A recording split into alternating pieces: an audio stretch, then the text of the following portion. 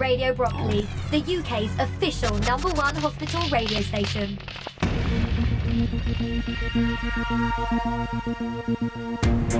Hello and welcome to Brockley News, Radio Brockley's weekly show with news, interviews and information, including updates on all you need to know about what's happening in and around the hospital. I'm Alan Joyce, and coming up tonight we'll be joined by Sarit, Gafan and Geri Regan, who've returned to the studio to tell us about a single they've recorded in aid of a homeless charity, Passage 2000. We'll be chatting to them and hearing their single for the very first time tonight. We'll also be hearing from the Disability Foundation, based here in the hospital, about their Therapy of the Month. And at 7:30, your chance to win some Radio Brockley goodies without leaving your bed on Bedside Bingo with David Rauch. And at 8 o'clock tonight, all your choice of tunes on the Sunday Request Show tonight with Emma O'Connor. So stay tuned to London's longest running hospital radio station and the UK's official #1 hospital radio. It's Radio Brockley.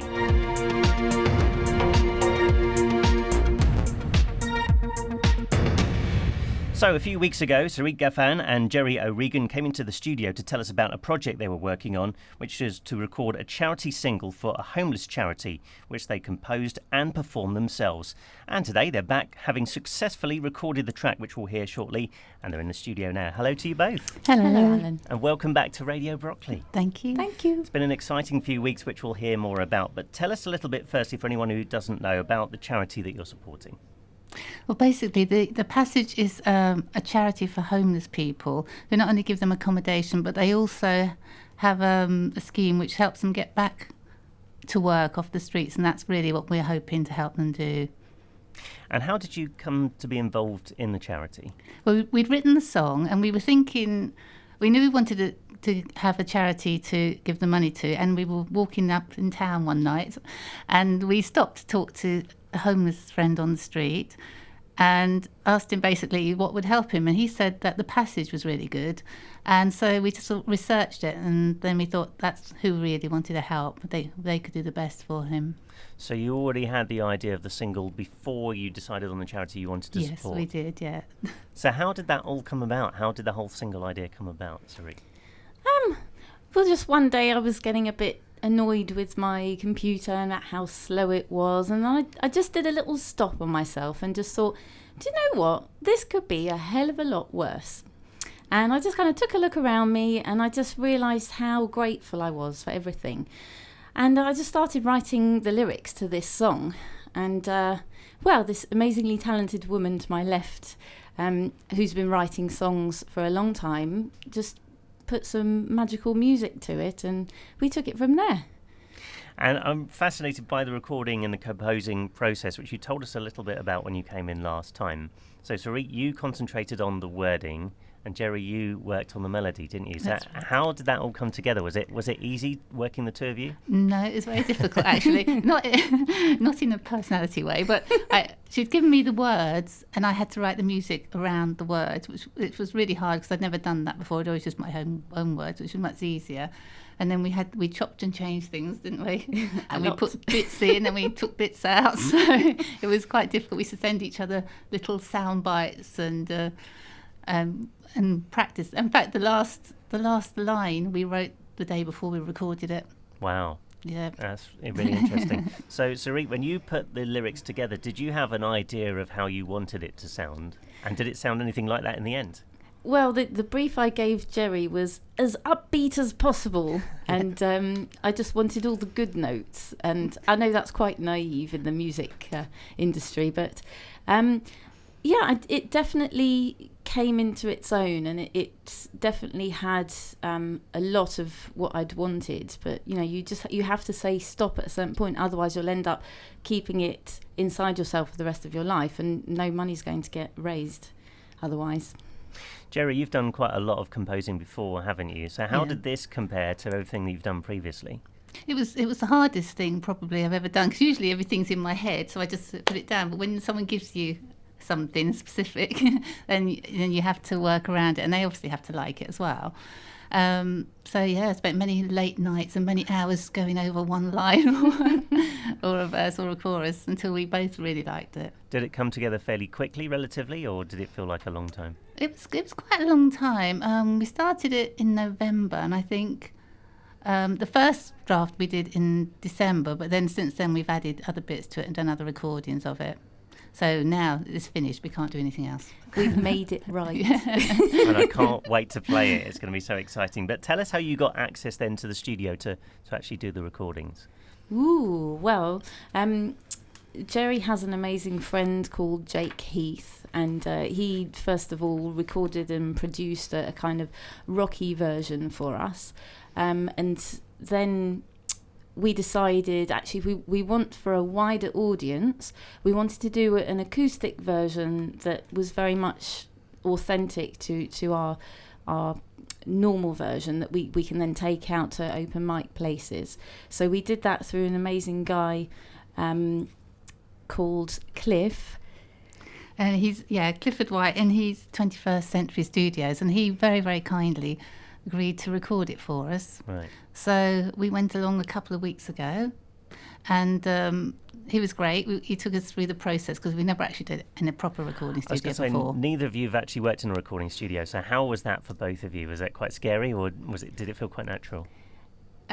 It was a bit scary, because you had to do it right, actually, didn't you? We had to, do it twice, which we didn't usually do before.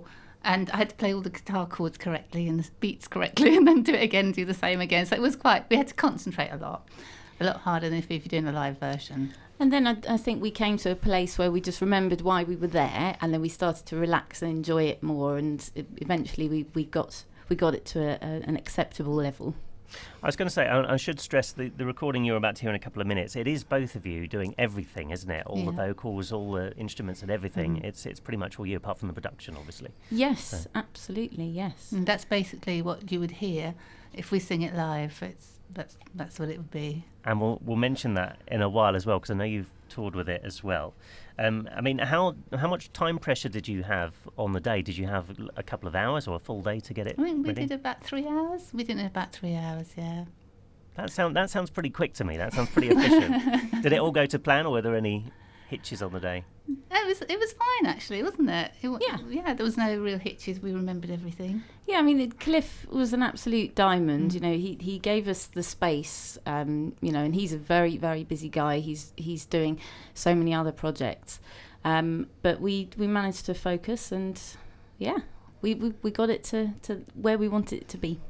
Sarit, this is quite a first for you, isn't it? I know you've done some sort of singing work before, but I mean, have you got a taste for it now? Would you like to go back into the studio and do more singing, do you think?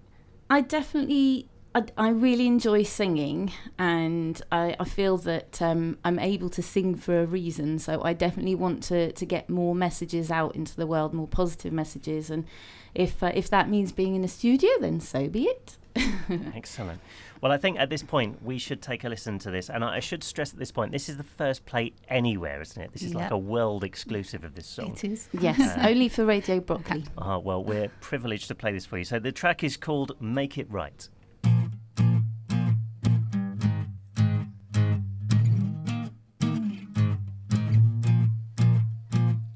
When the rain pours down and your smile turns upside down, the world feels like it's getting on your case. Just think while you're screaming, someone could be dreaming of one day being in your place. Your first world situation could be someone's aspiration to have a home to keep them warm and dry.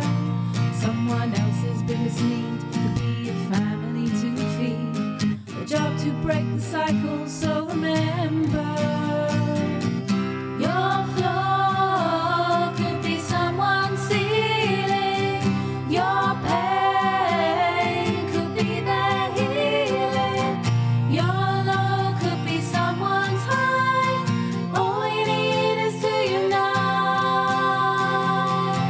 and make it right.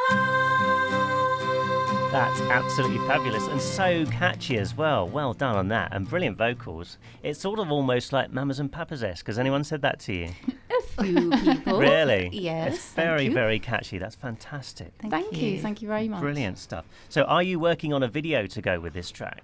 You bet we are. Yeah, we have it all in our heads. We've just got to film it now, and then we'll be happy when it's all done and we can put the whole thing together. Brilliant. And you mentioned you were going to do some live performances of that. Have you done some already, and how's that going? Yes, well, we did. We went to the Yes group, which is a self-development group based on Tony Robbins' kind of philosophies, and they were lovely. They gave us a lovely warm reception, and then we went to our school talent show. We did our school talent show, which was about 700 children there. Wow. And parents and teachers, so we passed the message on to them as well, which was quite nice because quite a lot of the children came back quoting parts of the song to us, which was great. Well, it is a bit of an earworm, I have to say. Yeah, you remember it. I mean, I've got that melody going round and round in my head already. So Excellent. Very clever, very clever. How do you feel doing live performances? Nervous, or do you enjoy it? I You're going to love do more of that? It's brilliant. Yeah, it's brilliant just to know that you are touching people there and then, and they're taking away this message with them. So I know that the question everyone's wanting to ask now is how do they get hold of a copy of this, and how can they support it? Well, we are going to put it on the Just Giving page, which is www.justgiving.com/make-it-right. And that's going to go live on Friday, this coming Friday. Until then, you won't be able to get a full version of it, of course. And then thereafter, we're going to put it on Spotify and iTunes, and people will be able to download it for a certain fee, which we have yet to decide. With the Just Giving page, it's actually up to people however much they want to donate, so they can pay whatever they like. They don't have to download it, they just click on the page and listen. But we're hoping that when they hear it, they'll feel really moved to doing something. I hope so. Well, and how else can people support the work that you're doing? Well, I mean, you go back to seeing people on the street. We recently heard a speaker from Watford New Hope Trust who said, when you see a homeless person, don't give them money. Talk to them, treat them like a human being, listen to them, ask them if they're hungry, maybe go and get them something to eat. We're working on this project, Global Uplift, which is the umbrella project for everything we're going to do. So the single as such is like a launch of this whole project. So they can get in touch with us if they want to help in any way at all through the Just Giving page. And I'm assuming you're looking for lots of support in trying to promote the single as well. So again, what can people do to share that?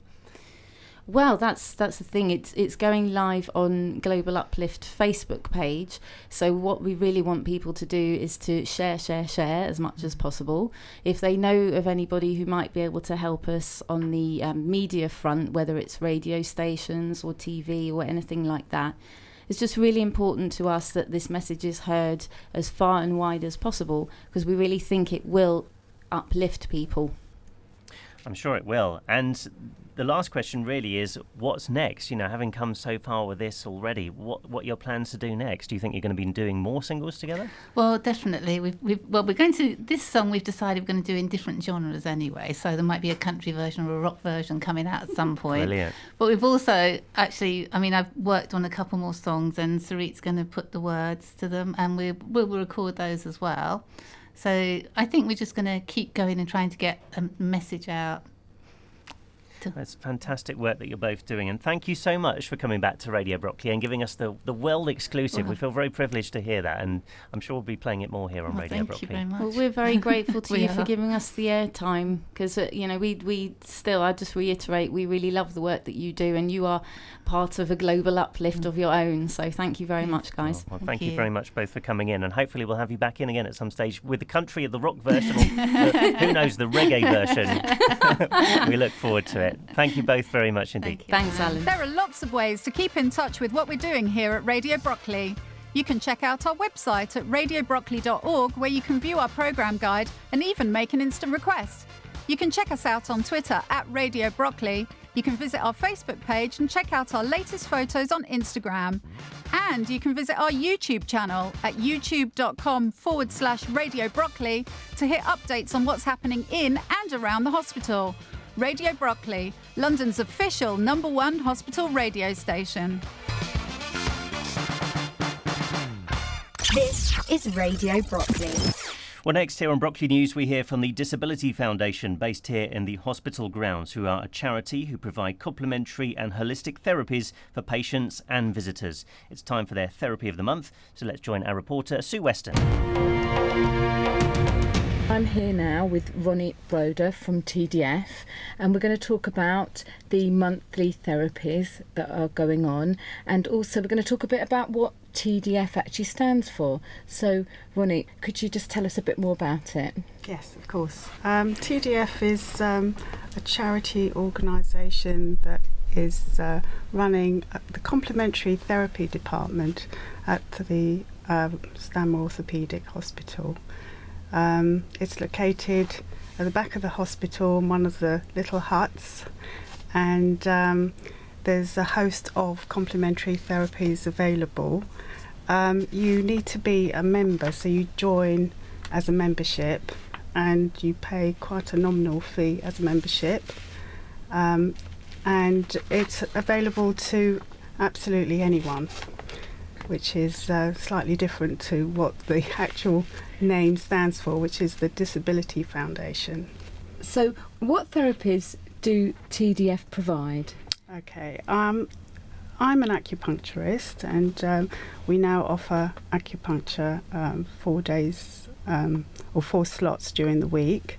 There's lots of different massage therapies going on, including Indian head massage and sports remedial massages, aromatherapy and osteopathy, reflexology, Reiki, hypnotherapy, craniosacral therapy, and there's also a chiropody which will be offered very shortly. That's great. And it's at the back of the hospital, you say, up by the clock tower, isn't it? That's right, yes. And it's completely accessible for wheelchairs as well, It is. There's a car park that's right outside, and now there's a lovely new banner at the front of the building to tell everyone where we are. Oh, that's brilliant. And as you said, it's these therapies are available for even patients in the hospital? Absolutely, yes. We would be able to see patients who are outpatients of the hospital, their carers. It's pretty much open to the community as a whole. It sounds absolutely fantastic. So it sounds like, this sort of treatment is really beneficial for people, especially people that are getting over an operation or treatment. How do they come to see you? What would be if I'm listening to this now, how would I come and find out where you are and how to book in and pay my fee, which is about £25, isn't it? Yeah, actually there's a website, so if you go to www.tdf.org.uk, or you can telephone and they give you the information that you need, and the number is 0208 954 7373. That's great. So now I'd like to find out a bit more about the treatment that you provide. So you're acupuncturist. Yes. And so how does that? What sort of things do you do, and how does that work? How does it work? Okay. First of all, I just want to tell people that I studied at a university degree level. And part of the degree is that we learn as much about Western medicine as we do about Chinese medicine. And Chinese medicine dates back to over 2,000 years. It's a proven therapy, and there's lots of evidence-based studies that have been done to actually prove that acupuncture is helpful in many conditions. And what does the treatment entail? Okay, so acupuncture itself is inserting very fine needles into acupuncture points along the body. So you have the Chinese believe that we have like an invisible meridian system all over the body. And if I can explain it in a much easier way, if you can visualize the tube map, and there's lots of different coloured lines, and you have tube stops, and you've got the beginning of the line and the end of the line, and tube stops all along the line. So each line represents a different organ. So for instance, the central line is the red line, it would represent the heart line, and the green line would be the liver line, and the lung would be the blue line, etc. We would access different points along that line, and every now and then there's a central station, and those central stations would access different lines, just like if you get to Victoria Station or St Pancras, and you can access different lines. So the analogy would be, if you had a headache and you came to me, it would mean that there's what we call stagnation, or something that's blocking the energy flow in that line, or in more than one line. So it's, again, going back to the analogy of the train and the station, it means that there's a train stuck somewhere in the tunnel. So what we do is, we wouldn't necessarily put a needle in your head to cure the headache, but we would go to the end of the line, so put a needle somewhere in your foot, and that will blow the energy and actually help move the train out of the tunnel, thereby releasing the headache.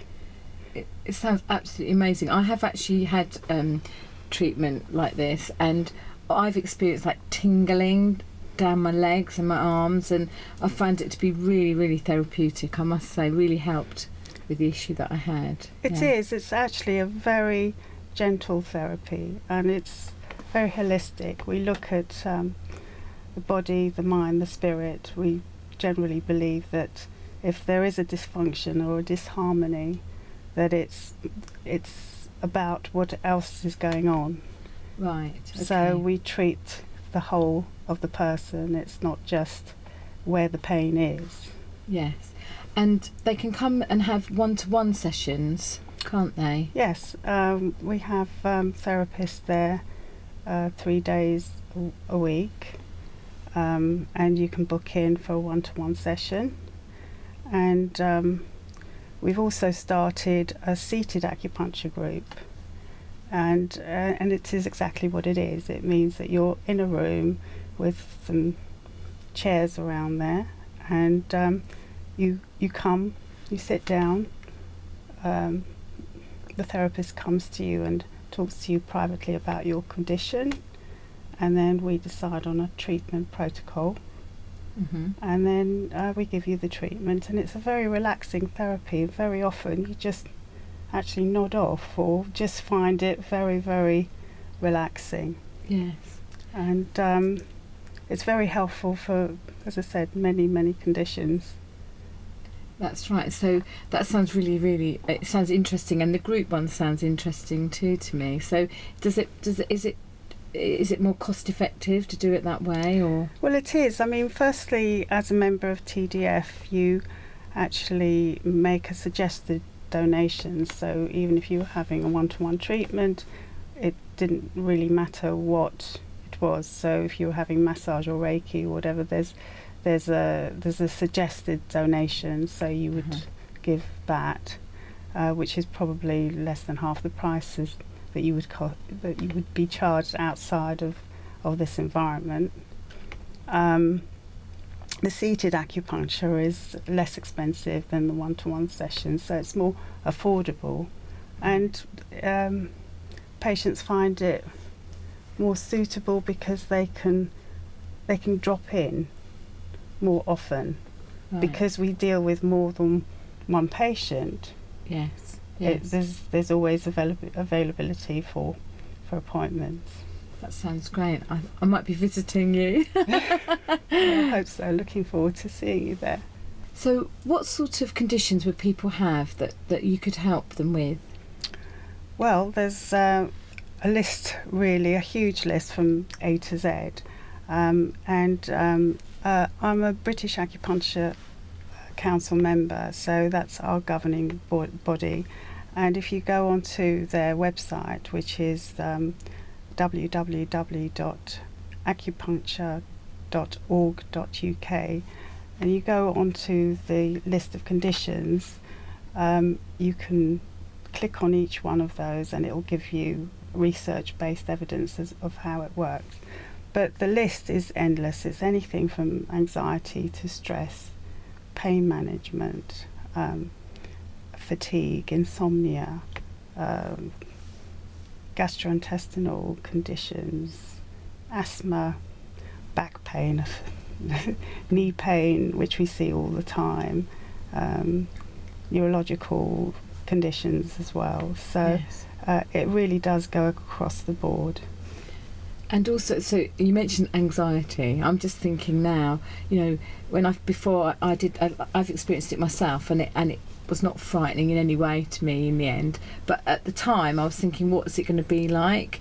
So, what would you say to people about having needles? Well, firstly, I must explain that they're very, very fine needles. It's nothing like an ordinary needle that anyone would think about. They're almost hair-like, and sometimes you just don't even feel them going in. It's very, very gentle.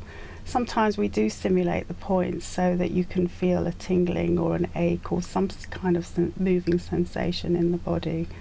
And mostly I find that it's the men who are more wary of acupuncture, and actually once they've had it, I didn't know what I was worried about, Yes. and the benefit has really outweighed, their anxiety. So it's a very gentle treatment, and actually it's incredibly relaxing. Lovely, lovely. So if you're listening to this now and you'd like to get in touch, I'll just give you the phone number again, which is 020 8954 7373. And the website to look up anything you want to know as well is www.tdf.org.uk. And I've been speaking to Ronit Broder. Thank you very much for your time. Thank you very I look much. forward to seeing you soon. Thanks a lot. Well, they do some fantastic work at the Disability Foundation, so good luck to them with all of their work. And also to Sarit and Geri, who joined us earlier on this evening as well. Good luck to them with their new single as well, which you heard earlier on this evening. Now, don't forget you can catch up with previous editions of Brockley News and Brockley News Extra by going onto our YouTube site. Go to youtube.com/Radio Brockley, or you can visit our website, radiobrockley.org. Plus, you can tune into Brockley News Extra 5 days a week at midday for another chance to hear some of our recent interviews. Up next on Radio Brockley, it is Bedside Bingo, your chance to win some goodies with David Rauch calling out the numbers, and then at 8 o'clock tonight, all your choice of tunes on the Sunday Request Show with Emma O'Connor. Brockley News returns at the same time next week. From me, Alan Joyce. Good night.